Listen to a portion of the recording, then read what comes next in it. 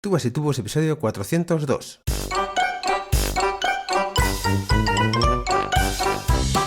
Muy buenos días a todos, bienvenidos a Tubas y Tubos, el programa, el podcast en el que hablamos de la tuba, el bombardino, los instrumentos de viento metal, pero también un espacio donde reflexionamos sobre los retos de la educación musical en el siglo XXI y todo lo que tiene que ver con el emprendimiento de nuestro sector. Hoy episodio 402 del jueves 20 de noviembre de 2025, donde recupero una fantástica entrevista a Óscar Abella, tuba de la Orquesta Sinfónica de Euskadi, alumno directo del grandísimo Mel Culberson, intérprete que te deja boquiabierto cuando toca un concierto con la tuba y amante de los instrumentos históricos. Una entrevista que os va a encantar y que además al oírme también os hará un poquito de gracia, ya que en el audio original mi voz no se escuchaba apenas y al tratar de mejorarlo con IA el resultado es, bueno, cuanto menos simpático. Os animo a que lo escuchéis. Y antes de proseguir con nuestro invitado, os dejo en la descripción del episodio y en los comentarios un GPT, es decir, un asistente de inteligencia artificial que he creado especialmente para mí y que lo comparto con vosotros. Se trata de un asistente gratuito que podéis utilizar en vuestra cuenta de ChatGPT, ya sea versión gratuita o de pago, y es un GPT que se llama Boquillólogo y lo empleo para hacer todo tipo de consultas sobre boquillas, que es un tema que ya sabréis que me preguntáis mucho. Os animo a usarlo, os dejo el enlace en la descripción y tan solo ponéis vuestro email y os lo envío de forma inmediata al correo electrónico. Y sin más preámbulos, pasamos con nuestro invitado. Buenos días, Óscar. Hola David, ¿qué tal? Muy bien. Eh, Nada, lo nada, primero es darte las gracias por atender la invitación a realizar esta entrevista, que estoy seguro que va a ser de mucho interés para todos, así que encantado de tenerte aquí. Gracias a ti David porque me parece una iniciativa genial esto que estás haciendo de las entrevistas a figuras nacionales, ¿no? De la tuba. Entonces, pues nada, encantado de poder colaborar con esta causa. Bueno, pues vamos a ir directamente con ello y quiero, pues un poco que imagino que casi todo el mundo te conocerá, sabrá quién es Óscar Abella, pero bueno, quiero que tú nos lo cuentes, defínete quién es Óscar Abella y cuál es tu background. Bueno, pues actualmente soy tubista de la Orquesta Sinfónica de Euskadi. Llevo ya 9 años y pico tocando ahí. Bueno, empiezo sí que es desde el principio. Empecé con 8 años en Segovia, el Conservatorio de Segovia. Tuve la grandísima suerte de que la persona que estaba justo ese año cuando empecé allí era Vicente López, ¿no? Solamente estuve un año y fue justo el año que que empecé yo con el aprendizaje musical, ¿no? Entonces después, bueno, él se fue, yo me acuerdo que lloré como lo que era, como un niño, me dio mucha pena que se fuera, pero bueno, él dice que es imposible que me acuerde, pero sí que tengo buenos recuerdos de cómo empecé con aquello, ¿no? Y el amor que me transmitió al instrumento, ¿no? Yo al principio quería tocar la guitarra y pues él se enteró de eso, ¿no? Y claro, evidentemente la clase de guitarra estaba llena y entonces me mandaron a la de tuba, ¿no? Y fui ahí y él, pues con toda la cara dura me dice, no, no, si tú tranquilo que si con la tuba aprendes a tocar la tuba, la guitarra va sola, o sea, es casi igual, ¿no? Y yo me lo creí y dije, pues vale, pues muy bien. Y luego ya dije, bueno, pues voy a una clase a ver si me gusta o no. Y en esa clase pues me enamoro del instrumento. Me tocó melodías de la tele, cosas así de, pues eso, ¿no? De lo que le puede gustar a un niño de esa edad, ¿no? Y desde el primer día pues me encantó. Luego me hacía fichas con ejercicios, me decía, ¿qué melodía quieres tocar? Y, pues esta melodía, él me la escribía y yo me la trabajaba y la verdad que fue muy bonito. Luego después él se fue y vino Juanjo Raga, desde Manises, que es bueno, es básicamente la persona que me puso los fundamentos, ¿no? De tocar la tuba, ¿no? Empecé realmente con él, ¿no? Con Vicente fue más la toma de contacto, ¿no? Ese chispazo, ¿no? Y luego ya Juanjo Raga fue el que se lo tengo que hacer muchísimo porque es una persona clave, ¿no? Bueno, él luego en los últimos años se fue y vino Mario Simón. De Juanjo quiero decir que gracias a él también conocí a Mel, porque él dijo, mira, hay un cursillo en Castillo de la Ribera, ¿no? El pueblo de Tobías, que viene Mel Culberson y que es una figura de la tuba. Y yo dije, bueno, pues... Y fui ahí, el primer año hasta me quedaba en su casa, o sea que fue muy bajo conmigo y fue un poco el responsable de conocer a Mel. Luego de Segovia también quiero mencionar a los profesores que tuve, no solo de tuba, sino de otras asignaturas, ¿no? Que realmente me han dejado un bagaje que cuanto más tiempo pasa, más me doy cuenta del tesoro que es eso, ¿no? El primero fue Valentín, el profesor de solfeo, que realmente es un tío genial, ¿no? Y pues quiero también mencionar a Álvaro Mendía, de música de cámara, y luego a mi profesora de fundamentos de composición, armonía, análisis, Beatriz Fraile, que realmente aprendí muchísimo con ella, y su marido, Toño Romero, que era mi profesor de piano, que con él aprendí también muchísimo sobre interpretación, sobre sensibilidad musical, bueno, era un tío genial, ¿no? Y realmente en las clases de piano con Toño aprendí muchísimo. Al final somos tubistas y siempre nos dan clases tubistas, pero al final se aprende mucho también de alguien de otro instrumento, ¿no? Lo que te puede decir sobre el fraseo, sobre mil cosas, ¿no? Y bueno, pues sigo. De Segovia luego me fui con 15 años empecé a hacer viajes a Perpiñán, ida y vuelta, ¿no? Para dar clases con Mel, como 1 o 2 veces al mes. Y luego ya con 18 años, pues me fui de Segovia a vivir a Lyon, entré ahí en el Conservatorio Superior, estuve 5 años allí y luego ya entré en la Orquesta de Euskadi. Básicamente esa es la trayectoria, el resumen de cómo he llegado aquí, ¿no? Yo quiero que cuentes un poco el por qué te fuiste con 18 años con él, o que ya con esa edad tan temprana empezaste a ir un par de veces al mes a estudiar con Mel a Francia, un poco, bueno, pues un poco donde la chispa surgió en Castillo de la Ribera, ¿no? Pero un poco que nos cuentes esa evolución, un poco más detallada.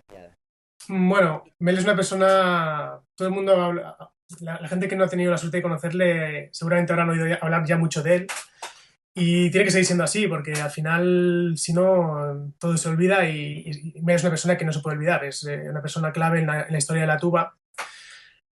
Bueno, son mil imágenes que vienen a la cabeza. Me acuerdo la primera vez que le vi en Castillo de la Ribera, pues la primera sensación que me dio, yo siendo muy jovencillo, creo que tenía 13 o 14 años, la primera sensación me dio casi miedo. Y un tío estaba muy serio, ahí sentado en la terraza con su mujer y con David, y la primera sensación fue así, pero luego dijo, uy, este es Michael Besson, vale. Pero luego enseguida ya, cuando le conoces, pues era una persona que te transmitía mucha confianza. Bueno, yo diría de él que era una persona con una energía que yo creo que es irrepetible, ¿no? Por varias razones.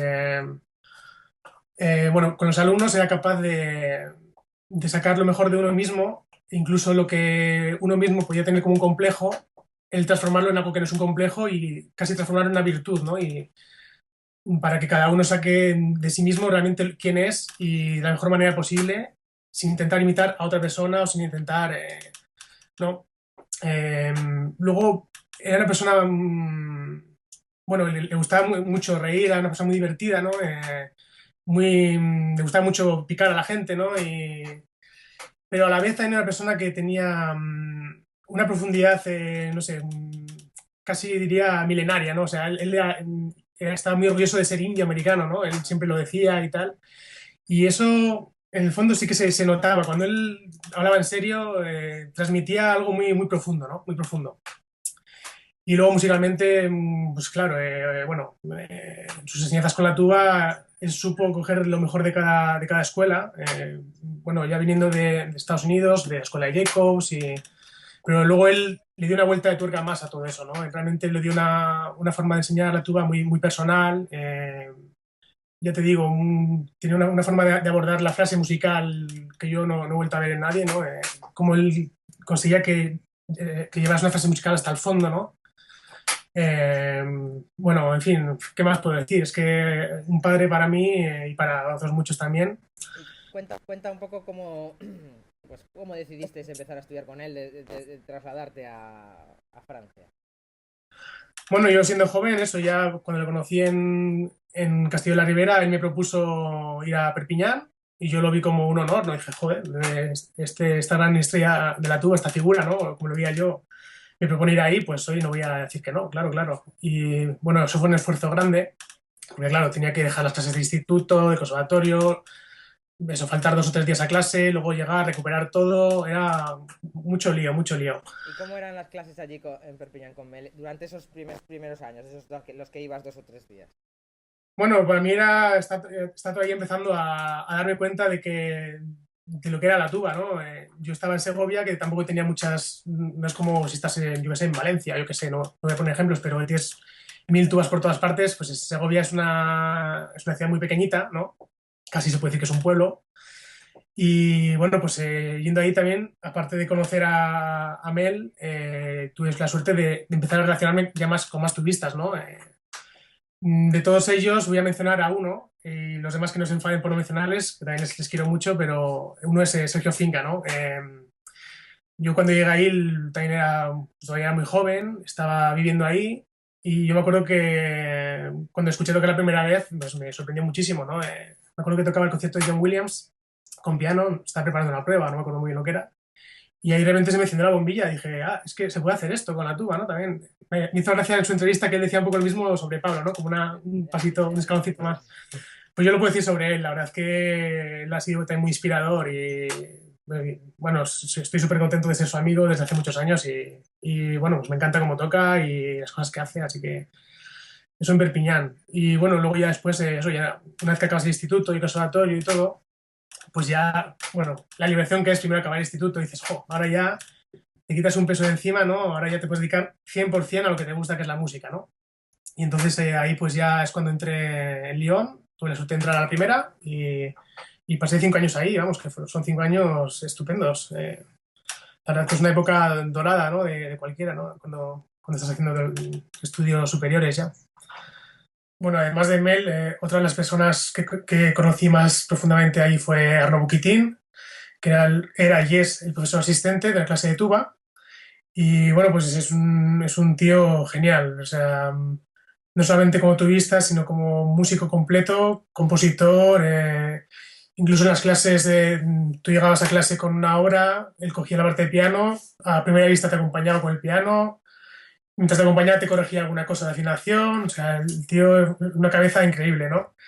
Y encima, ya como anécdota, fue la primera persona a la que escuché tocar el Euclido. Fue una vez de un recital allí en Lyon, junto con Iván Millet, y me acuerdo que Arnaud apareció de repente con su frac ahí, de repente se puso un frac en plan tipo música del 19, ¿no? Y apareció con un oficleido y tocó un tema de variaciones, no me acuerdo cuál era, un tema de variaciones súper virtuosístico y de repente yo me quedé ahí como, jo, toca ese instrumento y lo toca así, ¿no? Y fue la primera persona realmente que me despertó el interés por ese instrumento, por el oficleido.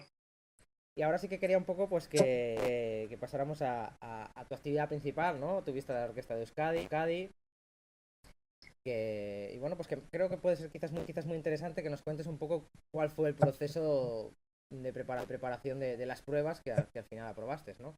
Entonces, Sí, cuéntanos un poquillo. bueno, seguramente no voy a decir nada que nadie ya sepa, ¿no? Pero bueno, una prueba de orquesta es algo pues que hay que saber planteárselo con tiempo de antelación, ¿no? Hay que saber realmente, el día de la prueba tienes que llegar preparado como para estar, mm, o sea, suficientemente preparado como para poder estar tranquilo en la medida de lo posible, que al final la tensión está ahí, ¿no? Siempre, ¿no? Porque te estás jugando una plaza, ¿no? Pero bueno, para mí la preparación de una prueba así, sobre todo es, ya te digo, cogerlo con mucho tiempo de antelación. Cuanto más preparado estés, eso también lo decía Mel, si no quieres ponerte nervioso, prepárate, ¿no? Cuanto más preparado estés, menos nervioso te vas a poner. Y eso es verdad. Entonces, y luego también la visualización en el momento de la prueba de cómo quieres sonar. Bueno, esto vale para una prueba de orquesta como para un concierto que tengas que dar o cualquier historia, ¿no? ¿Cómo quieres sonar? Esa imagen tuya en tu cabeza de llegar ahí, coger tu instrumento y ponerte a tocar y que eso suene pues fácil, limpio. Luego ya entraremos en cosas de estilo y tal, pero sobre todo es ese primer momento de la toma de contacto entre tú, tu instrumento y lo que suena, ¿no? Entonces eso me parece, ese momento mental me parece importantísimo.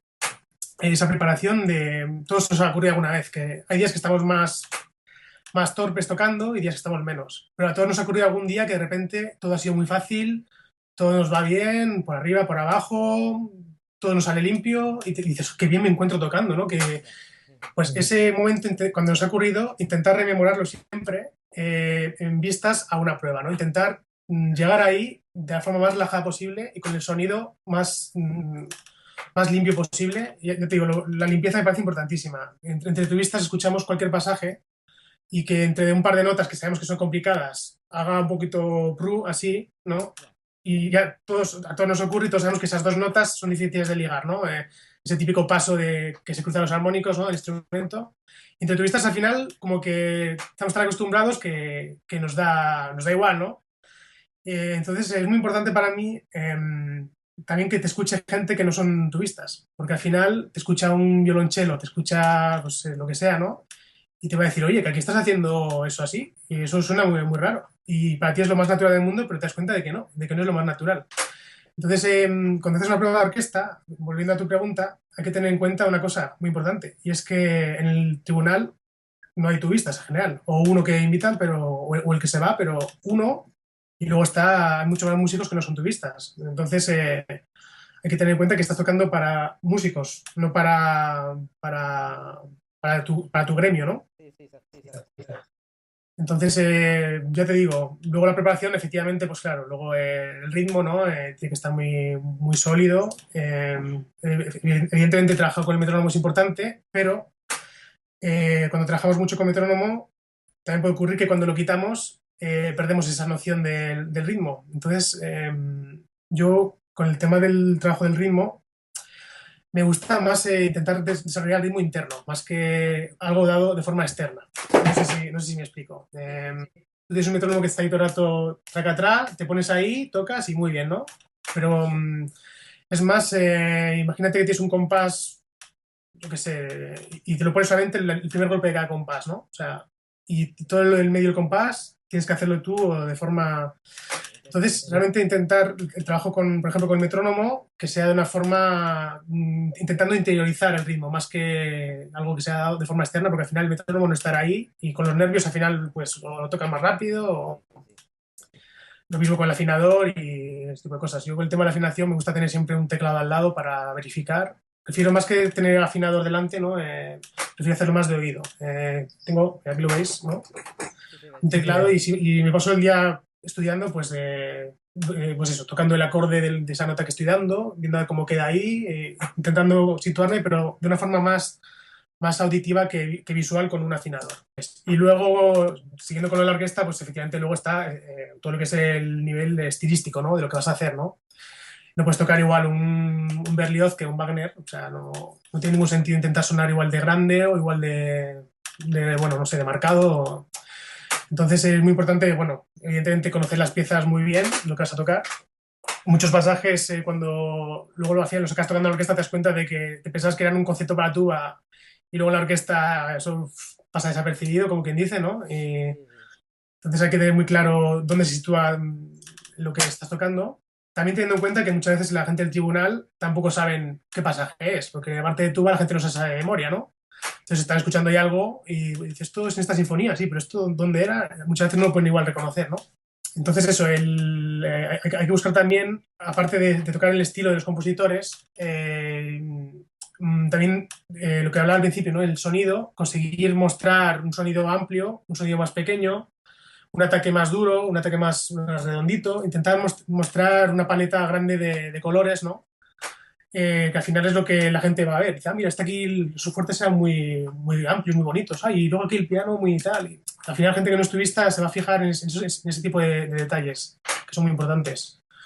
Y nada, y luego es eso, estudiar y antes de la prueba pues intentar estar fresco, porque al final le ocurre que incluso el mismo día de la prueba te pones ahí a tocar y te quemas y llegas más quemado que la pipa de un indio, ¿no? Como dicen, a tocar. Entonces hay que intentar guardar esa frescura, lo que os decía de ese instinto, de ese sonido, ¿no? que buscas. Cuando eso tienes en la cabeza realmente no hace falta machacarlo 1000 veces. Es estar seguro, estar confiante y eso, confiar y así saldrá lo mejor de ti.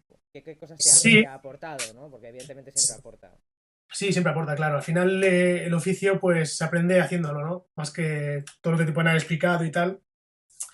Y bueno, yo llegué con 23 años a la orquesta, yo era un pipiolo. Entonces, pues nada más llegar, pues bueno, pues al final el oficio, aunque hayas hecho ya orquestas jóvenes antes, algunas sí que hice, lo que es el oficio ya de estar en un sitio es bastante diferente. Ahí estás en relación con un grupo cerrado de personas, siempre las mismas, ¿no? Básicamente.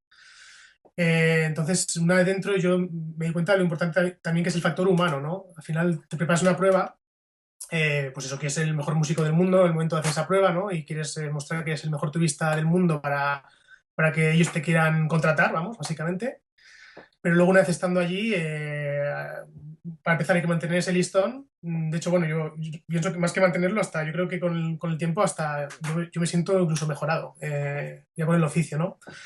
Pero lo que iba, al aspecto humano, ¿no? Hay que saber que estás ensayando ahí con gente que lleva muchos más años que tú allí tocando y que muchas veces no estás de acuerdo igual con cómo tocan las cosas, pero es la forma en la que tocan allí, ¿no? Entonces no puedes intentar llegar y cambiarlo todo nada más llegar, ¿no? Poquito a poco sí que hay cosas que se van, ya solamente por el hecho de escucharte de unos a otros, ya también la gente adapta su forma de tocar al pupitre, ¿no? Pero claro, no puedes llegar ahí como un terremoto, no, esto se hace así, esto se hace, y porque así enseguida te van a poner la cruz de este tío de qué va. Entonces, bueno, efectivamente luego hay que ser muy serio en el trabajo, al final es tu trabajo, entonces tienes que ser muy disciplinado, ¿no? Tienes que llegar antes de ensayar, pues estar un tiempo antes para calentar y tal, y estar abierto a cualquier tipo de trabajo en sección que se te pueda proponer. Nosotros en la OSE no hacemos mucho de trabajo en sección, no solemos juntarnos mucho, es así, pero bueno, estar abierto a veces sí que ha surgido y sí que lo hacemos, ¿no? Y entonces, bueno, intentar pues que sea una persona, ya incluso haciendo la prueba, intentar tener eso presente, ¿no? Ser una persona que la gente quiera estar tocando contigo al lado, ¿sabes? Porque si no quieres estar tocando contigo al lado, pues por mucho que toques estupendamente, no te van a hacer ni caso y incluso musicalmente no te van a seguir. Entonces, Que Pablo ya comentó en su entrevista y Sergio también, porque es decir, que sí. la importancia y lo acabas de comentar tú, que es algo que no se nos enseña en los conservatorios, Mm. que es la importancia de las relaciones humanas. Hombre, algo sí que se enseña, yo creo que también depende de los profesores, ¿no? Sí, sí, Hombre, pero si tú eres un no se profesor, enseña si es un profesor que al alumno le cierra y le dice, no, tú así y tal, esto es una competición continua y tal, o puede ser un profesor que dice, no, mira, ábrete, aprende de todos. Claro. Entonces, bueno, Y lo que yo me refería es que es algo que depende de la voluntad del profesorado, de tu profe de instrumento, ¿no? Pero no es algo que haya una asignatura o que haya unas jornadas de vez en cuando en los conservatorios que digan la importancia de las relaciones humanas, de cuidar las relaciones humanas, sobre todo porque somos músicos y la música es tocar en grupo. Y bueno, me sí, parece... yo creo que es algo más que algo que igual que enseñar realmente, es que es algo de sentido común, vamos. Nadie quiere llegar a un sitio y llevarse mal con la gente, ¿no? Yo creo que es bastante lógico, ¿no? Y habrá algunos que te caigan mejor, otros peor. Los que te caigan peor, pues intentas mantener la distancia e intentar tener un trato amable con ellos.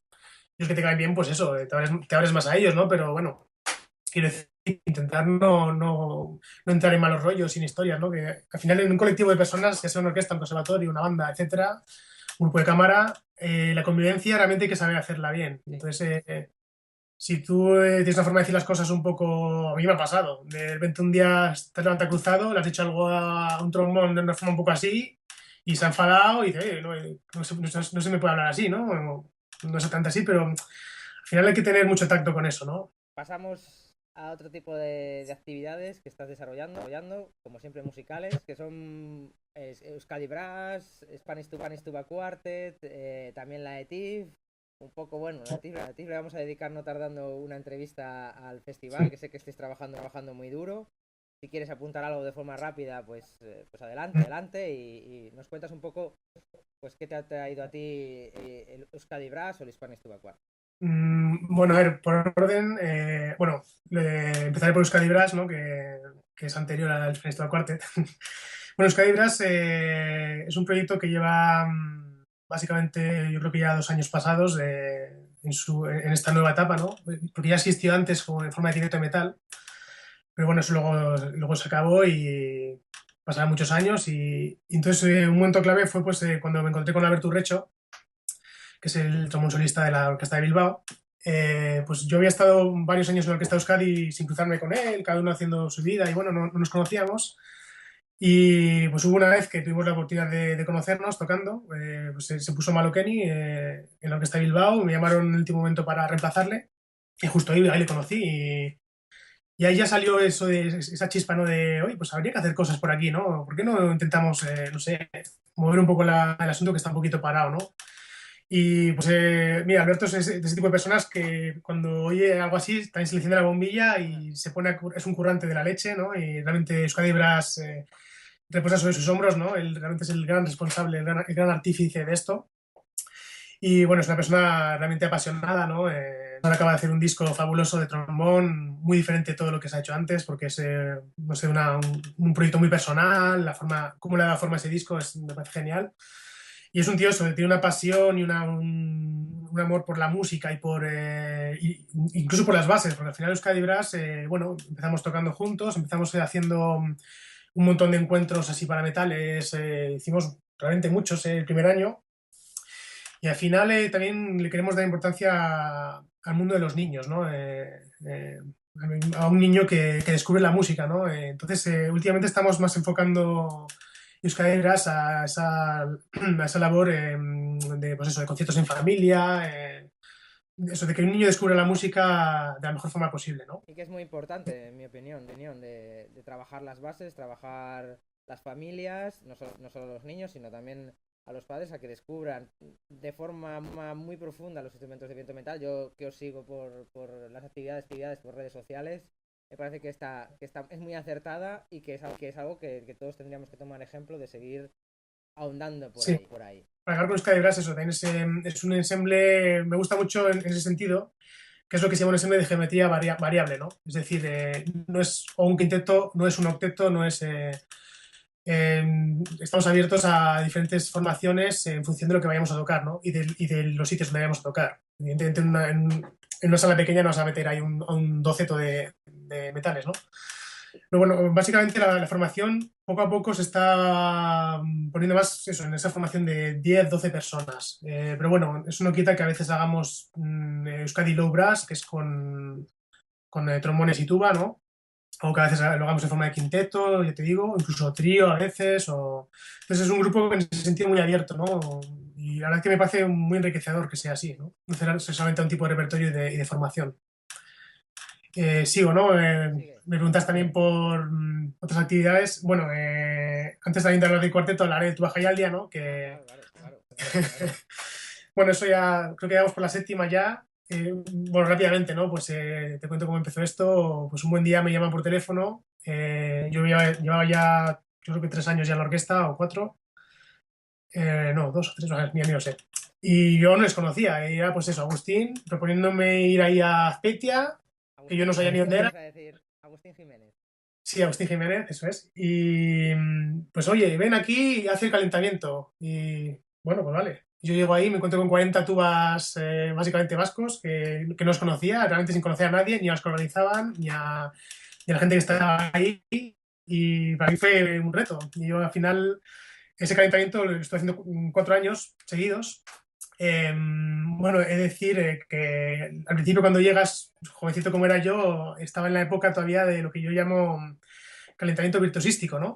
Es decir, yo hago aquí ejercicios aquí, vamos, meto aquí el máximo de cosas posible, para arriba, para abajo, lo más rápido, lo más lento, tal, y yo me acuerdo que se quedaron un poco a cuadros como, espera, ¿qué estáis intentando hacer con nosotros? ¿Esto qué es? Aquí venimos a... ¿no? Y entonces, un poco gracias a tu baja ya me di cuenta de eso, ¿no? De realmente trabajar mucho más las bases con la gente y eso realmente, esa oportunidad fue de oro para mí, de poder hacer esos calentamientos. Luego ya al final, Agustín me propuso, venga, este año también, ¿no? Al final, bueno, los calentamientos los hacía también con Juan Carlos Ribelles, ¿no? Él los pasaba limpio y también aportaba algún ejercicio y tal. Y yo al final ya otro año dije, mira, Agustín, que lo haga otra persona, así ya la gente conoce pues, a más turistas, que al final ya, a mí ya me conocen. Y entonces ya empezamos a abrirlo también a gente de fuera, ¿no? Pues eso, vino, bueno, no voy a empezar a dar nombres, pero al final el Tubaja Yaldia, que era un encuentro para los turistas del País Vasco, se fue ampliando y al final cada vez viene gente de más gente de fuera, ¿no? El año pasado estuvo Pablo precisamente y fue genial y bueno, en fin, cada vez está viendo más gente y está aportando muchísimo aquí al País Vasco, Yo ¿no? creo que es un proyecto fantástico que he tenido la oportunidad de participar en 2 ocasiones. Bueno, yo 3 veces, porque también estuve en un encuentro de metales y me parece que es algo irrepetible, que todos los turistas de España tendrían que pasar por Azpeitia. Y tengo pendiente, como no puede ser de otra forma, una entrevista con Agustín Jiménez para que nos cuente Pues está y nos hable de la importancia del trabajo con los amateurs y este tipo de eventos, que creo que él es un crack porque es espectacular. Así que nada, ahí hablaremos del Tuba Hialeah. Muy bien. Bueno, y pues ahora sigo ya con el cuarteto y la asociación, ¿no? Un poco. Bueno, primero fue la asociación, lógicamente. La asociación, bueno, rápidamente, ¿no? Ya sabéis todos, no lo voy a repetir mil veces. En Linz, ¿no? En 2012, cuando empezamos, estando ahí, nos encontramos muchos turistas que llevamos mucho tiempo sin vernos, todos allí. Y entonces el señor presidente, Eduardo, pues nos dice, "Oye, pues estaré un día tomando una cerveza con él. Jo, pues nos podríamos juntar un poco y tal, y pues eso, la tuba, nos gusta a todos". Y yo en un momento cuando me decía eso pensaba, bueno, pues si nos juntamos, tocamos un poco juntos, hacemos un poco el friki, también a él le gustan los instrumentos así antiguos y tal. Y bueno, pues sí, mi idea un poco al principio era esa. Y al final, pues sí, pues venga, nos juntamos, podemos quedar en Zaragoza, así quedamos también con Pablo y tal, y como a mitad de camino, ¿no? Entre San Sebastián, Barcelona y Valencia, pues al centro, más o menos Zaragoza, ¿no? Y resulta que el señor Nogueroles pues apareció ahí con unos estatutos debajo del brazo para... Básicamente fue así. Ya nos lo envió antes por email, no fue sorpresa, pero casi. Diciendo, mira, vamos a hacer esta asociación y tal. Y entonces ahí ya pues, les dimos forma y ya empezó aquello. La verdad es que ya ha tomado unas dimensiones realmente increíbles, ¿no? Me acuerdo lo que decía Pablo en el grupo de WhatsApp, ¿no? Decía, Dios mío, hemos creado un monstruo, decía. Y es que, es que era así, o sea, crece, crece, crece y al final dices, Dios mío, ¿qué va a pasar aquí? Ahora les ha tocado el turno a Edu, a David Quílez y a Sergio. Y claro, todo el peso recae sobre ellos. Luego, bueno, luego el resto del equipo de la junta directiva, claro, estamos ahí para lo que sea y haciendo también trabajo de campo y cosas así, ¿no? De los trabajos de mil gestiones que hay que hacer, ¿no? Pero bueno, el equipo es fabuloso. La verdad es que tenemos una suerte. Yo soy secretario, pero realmente ser secretario en este equipo es muy fácil. No es el típico secretario que tiene que estar haciendo ahí todos los papeles. Tenemos a alguien como David Quílez, que es un fenómeno de la administración, y realmente es que eso lo deja también atado él, que yo tengo un poco más tengo que hacer, aparte de redactar un poquito las actas y tal, el trabajo me lo dan ya muy masticado. La verdad es que Edu y David, en ese sentido, es muy fácil ser secretario con ellos. Muy bien, muy bien. Bien. Y el cuarteto, Dime, sí, sí, el cuarteto, sí, sí, claro, pues el cuarteto nació, y acabo, nació un poco pues para cubrir ese vacío que nos quedaba de tocar, precisamente, ¿no? ya. Porque al final nos juntábamos un montón de veces en mil sitios diferentes para reunirnos con la junta directiva y tal, que al final decíamos, no, pero también habrá que tocar un poco, ¿no? No tanto organizar, ¿no? Y entonces el cuarteto nació un poco con esa premisa, ¿no? Un poco de dejar al lado todo lo que es el tema organizativo y realmente pasárnoslo bien tocando y dando clase, claro, porque al final estamos planteando un tipo de trabajo con el Spanish Tuba Quartet que consiste en masterclass, concierto en general, en diferentes centros de enseñanza. Y la verdad que está siendo una experiencia muy, muy, muy chula, porque al final das clase tú solo a alguien, ¿no? Y tienes mucho que enseñarle, sí, pero cuando hay cuatro personas ahí dándole clase, joder, lo que no se le ocurre a uno se le ocurre al otro y al final eso va. Al final Sí, sí, sí. Y luego con grupos de cámara y todo. La verdad es que el trabajo con. Bueno, para empezar, aprendes tú muchísimo también de los otros compañeros y bueno, es súper. Es genial, Al vamos. final es la filosofía un poco también de la ETIF, ¿no? Del trabajo en grupo, que sumas, ¿no? Que yo que coincidí con vosotros en Málaga, en el Tuba Fest, lo pude probar que es muy enriquecedor, porque al final tienes a 4 o 5 personas dándole vueltas a un tema y haces que profundices, que todos profundicen. Efectivamente. Cuentes ahora un poco pues una de tus afanes, ¿no? Algo que te gusta mucho, que todos un poco lo sabemos, los que te seguimos, lo tienes en la web, y los tienes ahí detrás, que los podemos ver. Los instrumentos históricos, el serpentón, el Oberkleide, un poco que nos hables de ellos, si quieres puedes tocarlos y si no, no. Pero un poquito de dónde surgió esto, dónde surgió este afán, esta locura, lo podemos llamar así, por instrumentos históricos. ¿Sabes que decía que lo hacía todo por eBay? No es verdad. Bueno, por eBay sí que he encontrado algún chollo, pero que ha sido pura casualidad, pero la mayoría ha sido con contactos con coleccionistas, ¿no? Pero bueno, sí, por eBay tuve, por ejemplo, tuve la suerte de encontrar una tuba York en mi Emol que de vez en cuando la uso y es genial. Es una tuba de 1929 que suena como es un cañón, vamos, me encanta. Y a toda la gente que la ha probado le encanta, ¿no? Esa la encontré en eBay. A un precio que ni lo voy a decir porque es ridículo, ¿no? Y sí, bueno, el tema de los instrumentos históricos. A ver, yo, el primer contacto que tuve con ellos, instrumentos históricos, pero yo, bueno, me he especializado más en el low brass, ¿no? Instrumentos históricos de metal grave, ¿no? De Claro, lo que es la claro. familia de la tuba, ¿no? Bueno, el primer contacto fue con Michel Godard, que además le conocí prácticamente a la vez que conocí a Mel, un poquito después, pero en uno de los cursillos de Castillo de la Ribera conocí a Michel Godard. Antes me preguntas por las figuras clave y se me había olvidado decir, nombrarle a él, ¿no? Michel Godard, bueno, para los que no le conozcan, eso es tubista y serpentonista, si se puede decir así. Es músico de jazz, de músicas, de nuevas músicas, es un tío súper abierto. Bueno, Michel Godard realmente es una persona que vale la pena conocer porque tiene una mentalidad tan abierta y un enfoque tan fresco, ¿no? De la música, ¿no? Todo desde el punto de vista de la improvisación. Que bueno, realmente a mí Michel Godard me parece también clave, ¿no? Me ha abierto muchas puertas en mi cabeza, ¿no? Esta persona. Entonces el primer contacto fue con el Serpentón, con él, ¿no? Él estaba en el cursillo, se lo llevó, yo vi aquello y dije, tal, qué pasada, ¿no? Pero claro, yo era muy joven aún y pasaron muchos años, entré en Lyon, estudié en Lyon y, bueno, tampoco tuve mucho más contacto que ese, ¿no? Luego al final ya estos instrumentos históricos ya me vino más estando en la orquesta. Al final tú llegas a un sitio, ¿no? A trabajar, tú eres turista de una orquesta, sí, hay meses que tienes que tocar una sinfonía de Mahler o de Tchaikovsky, y hay meses que tienes que tocar chimpún y ya está, ¿no? Un par de notas y, bueno, eso depende también de las temporadas y los programas, pero al final yo me he dado cuenta de que musicalmente había llegado ya, pues, a lo que se aspira, a lo que se puede aspirar, ¿no? Que es tener un puesto fijo en algún lado, ¿no? Esa orquesta, ¿no? Pues yo tuve la suerte de caer en una orquesta, que realmente es lo que quería, ¿no? Y una vez que estás ahí, al final, bueno, aparte de aprender el oficio que te decía antes, te das cuenta de que igual eso tampoco es lo que te va a llenar tu vida, ¿no? Estar tocando en una orquesta, ¿no? Al final es una actividad que haces para ganarte la vida, me encanta, pero al final como que me faltaba algo más, ¿no?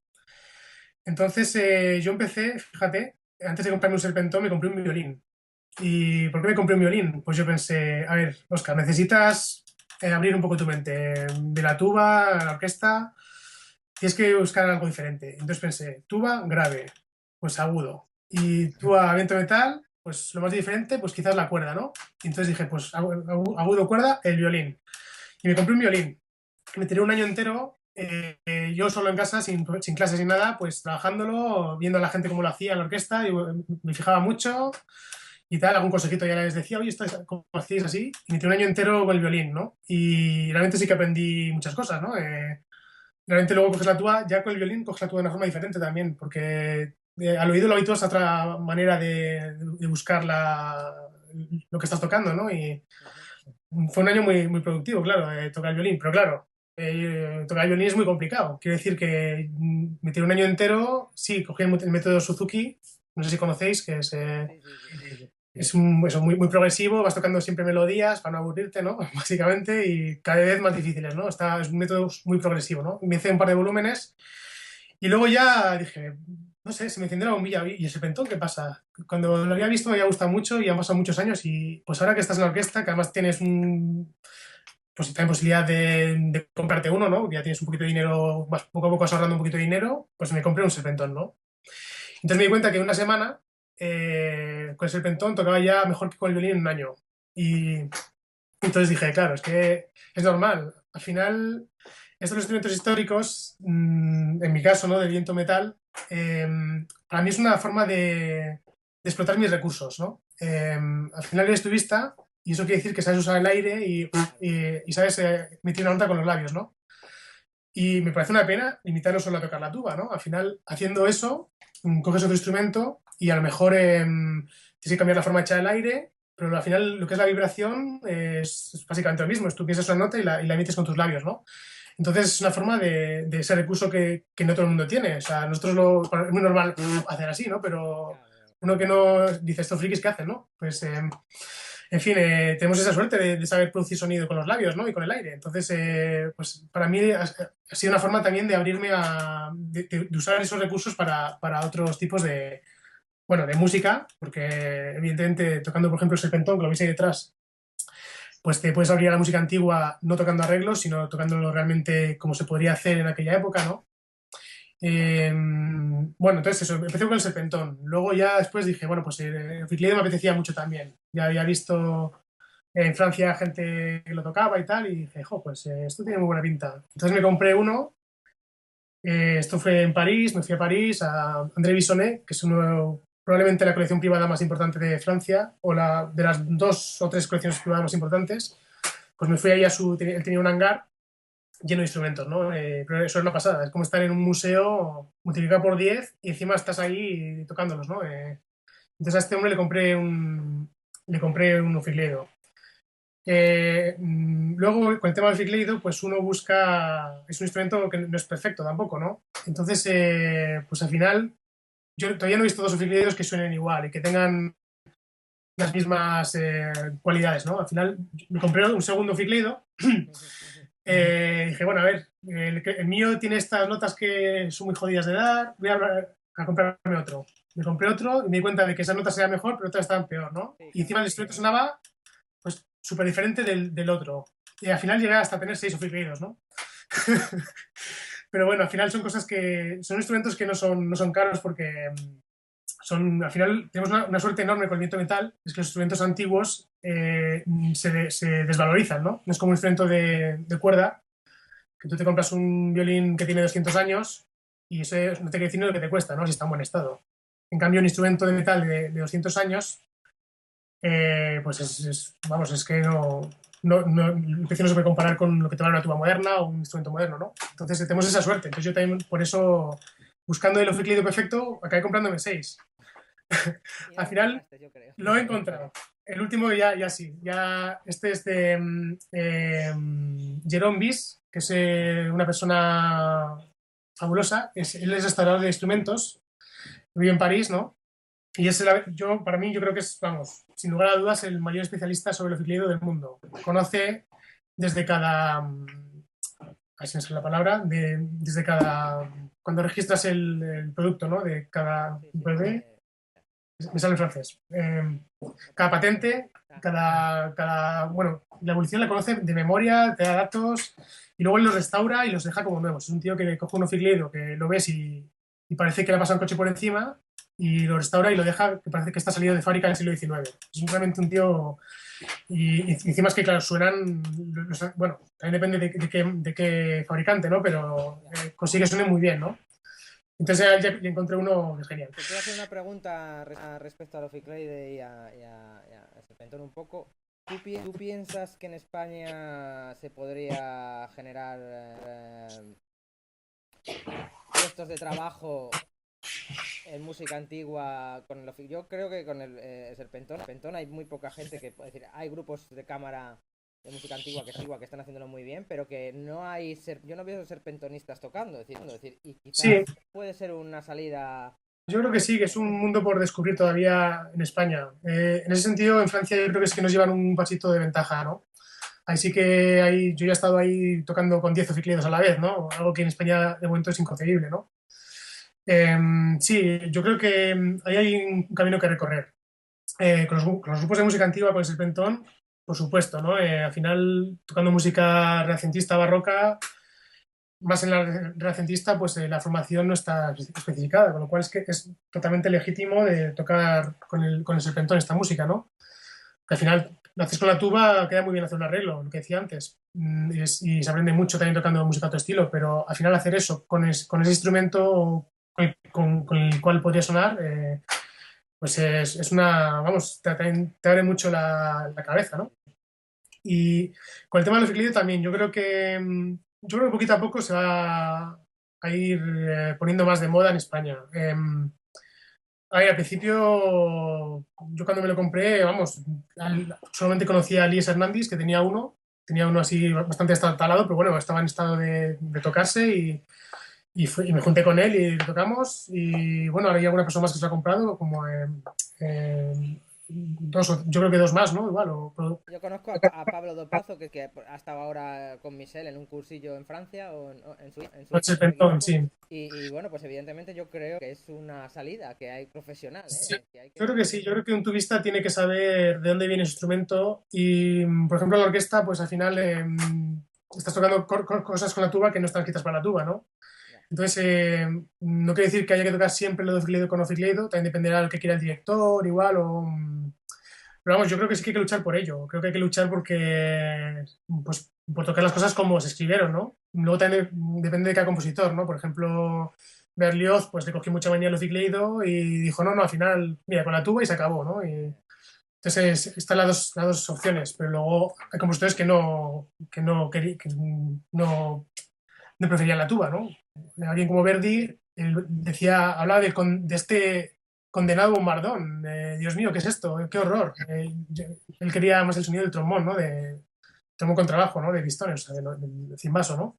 Estoy recordando que Serpentón aquí en España está Serpentones López también, ¿no? Si no me equivoco. Sí, eso es un fabricante pionero, ¿no? En ese sentido, en España. Bueno, sí, yo conozco más quizás bueno, Francia, Suiza, Países Bajos, ¿no? Pierre Ribot y Stéphane Berger. Ahora el que tengo es de Stéphane Berger, de hecho me lo vendió Michel Godard, es una maravilla de instrumento. Y sí, Serpentones López, la verdad es que me parece que es genial que en España haya alguien que se haya decidido a fabricar sus instrumentos. Yo estuve visitando su taller, ¿no? Ahí en Alfaz del Pi, cuando empezó, y me enseñó un par de instrumentos y tal. Yo una cosa que siempre que le veo, se lo digo, es que me gustaría que alguna vez los hiciera ya con cuero, ¿no? Porque son muy bonitos, ¿no? Como los hace con la madera, pero luego un instrumento, los instrumentones siempre se han hecho con cuero por fuera, ¿no?